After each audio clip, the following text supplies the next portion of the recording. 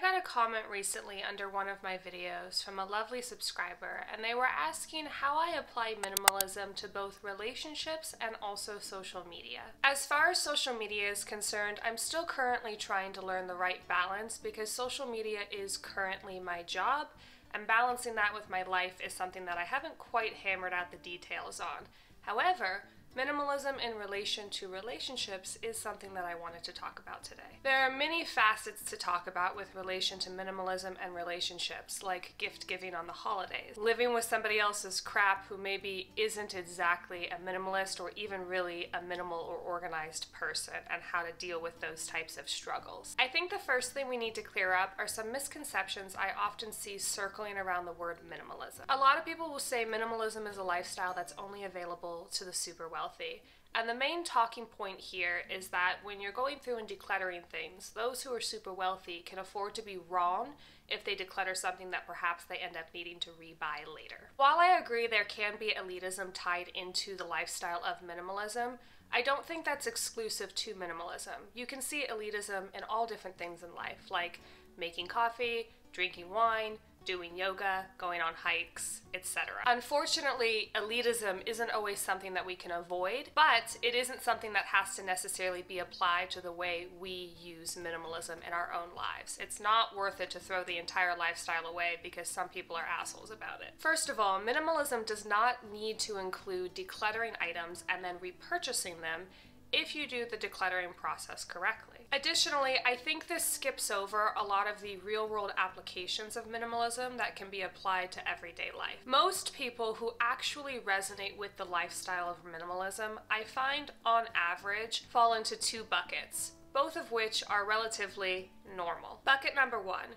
They grew up in a house that was filled to the absolute brim with a bunch of just-in-case items that never ended up getting used, and instead ended up costing their families more money in storage bills, having larger houses to fit all of these items in, moving bills if ever their families had to move this large amount of stuff from one location to another, and all of the other hidden bills that come with having an excess of stuff within your house. Or even more tragic, these family members passed on and these folks were responsible for sorting 40 years worth of keepsakes while also trying to cope with the death of a loved one, thus making them either consciously or unconsciously not wanting to live or die in a similar way. Or they fall into bucket number two, and that's the bucket where you see the freedom in owning less. The true freedom of your belongings not owning you and you owning your belongings. I would say I fall a little bit into both camps, but this is the bucket that I most identify with. I'm aware that there are many small facets that make people gravitate towards minimalism, whether it's for stylistic reasons or because they're neurodivergent in some way and a clutter-free space aids in their personal development. But by and large, the two main overarching reasons I see most often are the ones that I mentioned before. Now for a quick history lesson on minimalism. The data here is a little fuzzy because the term has been used in different areas at different times throughout history. When related to art, the term cropped up in common use around the late 1950s. For architecture, it was used going back as far as the early 1920s, with architects at the time like Louis Miles van der Rohe, I'm definitely mispronouncing that, I apologize, theorizing that minimalism gave maximum power to architectural space. In my lifetime, I attribute the main rise of minimalism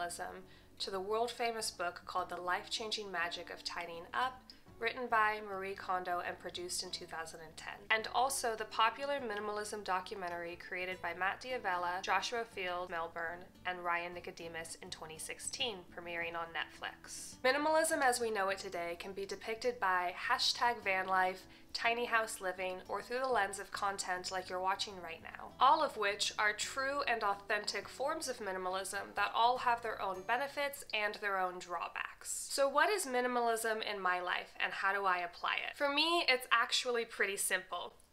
Pun intended. I live what I believe to be a rather normal middle-class American life. I live in a house, I have a husband, friends and family, and soon we'll have a dog and a couple of kids. I use minimalism to live my life more intentionally. Instead of going day by day, buying what I'm spoon-fed by marketing and advertisements, working day after day to continuously upgrade my life through buying bigger and better things, I have personally chosen to opt out of this never-ending game. A byproduct of this has been a calmer home, a more productive life, and a little bit of expendable income that I can then apply to things that truly bring value to me. It has also helped greatly with some of the overstimulation issues that I suffer with due to my ADHD. Does this mean that I opt out from the occasional bad purchase or regret? Am I opted out of needing money to function in today's society?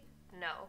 In fact, I've made content about that on this very channel. But it does truly allow me to live a little bit more intelligently and intentionally with my life, which I really, really enjoy. So now let's talk about how this relates to my personal relationships.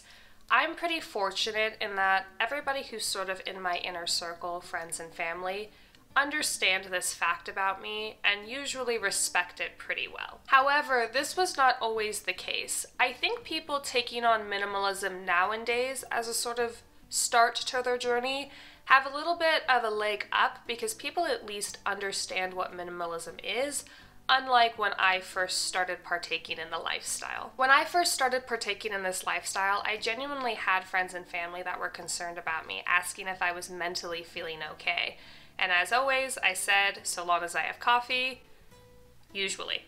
They would tell me that I would regret getting rid of some of the nice items I was parting with, and so on and so forth. They were just concerned, so I never took it on as a personal attack. For me, the best thing that I was able to do was to explain the lifestyle that I was living, why I was living it, and then setting boundaries with my friends and family accordingly. I set boundaries on the fact that shopping was no longer going to be a hobby of mine that we could do when we spent time together. I set boundaries that if they went on travels, that I didn't want them to bring back souvenirs for me unless it was something consumable. I set boundaries regarding my birthday and Christmas and gifts that I would prefer to receive, which are typically experience gifts over something random from Amazon. Once I was able to clearly set the parameters of what my boundaries were, everybody came to respect it because everybody came to understand it. I've also never forcefully imposed my lifestyle on other people. I still buy gifts for my friends and family come the holidays, although I have suggested a declutter or two to some of my friends and family that are struggling with overwhelming amounts of stuff, but that's a topic for a different day. I really think it's key to understand that other people cannot understand what you're thinking or feeling without you properly explaining it to them and also setting boundaries for yourself and for your relationships. And my highest of highest recommendations is anybody who doesn't respect your boundaries, whether that's related to minimalism or not, are not the type of people that I would recommend keeping in your inner circle for very long. Now that I've had enough respect for myself and my relationships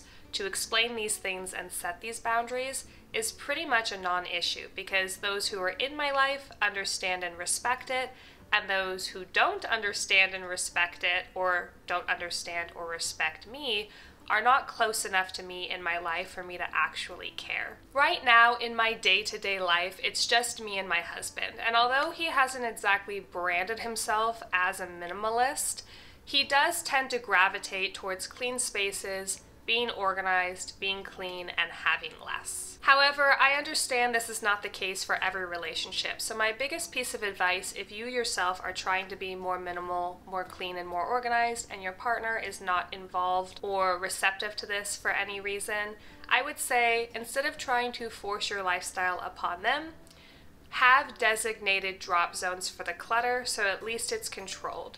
And I would say have those designated drop zones be spaces that are exclusively theirs if you can. So if they have a desk for work, that can be their clutter zone as opposed to it spilling over onto the kitchen table. A question I often get asked is if I'm intending to continue this lifestyle once I have children.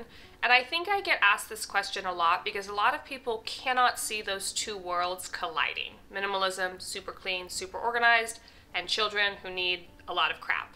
Doesn't always go together. And my answer to that is yes and no. I say yes because with these changes of life come more material possessions being brought in. However, I still intend to be intentional with these material possessions. So in my mind, that still falls into the ideology of the lifestyle of minimalism. And I say no because I don't intend to force my lifestyle on my child just to maintain an aesthetic in my home. It's gonna be their home too, after all, and I want them to feel comfortable in the space that they have to live in. By nature, I'm not a particularly rigid person, and I don't intend to make minimalism a rigid aspect in my or my child's life. At the end of the day, I just try to do what works for me in the life that I'm currently living. And right now, that looks like minimalism, among other things. And if minimalism, for whatever reason, sounds too cookie cutter for you or too rigid, you can call it whatever you want. Intentional living, simple living, trying to save money and not buy crap living, whatever you want to call it, it doesn't really matter because the benefits are still there for you. Speaking of intentional living, I just started a podcast on exactly that topic with another minimalism-based YouTuber here on YouTube named Kylie. The podcast is called Simple Does It, and it's going to be hosted on Patreon exclusively for what I feel is a very, very fair price. So if you're interested in supporting us over there, the link is going to be in the top of this description box. Thank you in advance if you go ahead and check it out. And with all of that being said, I'll see you in the next one. Bye!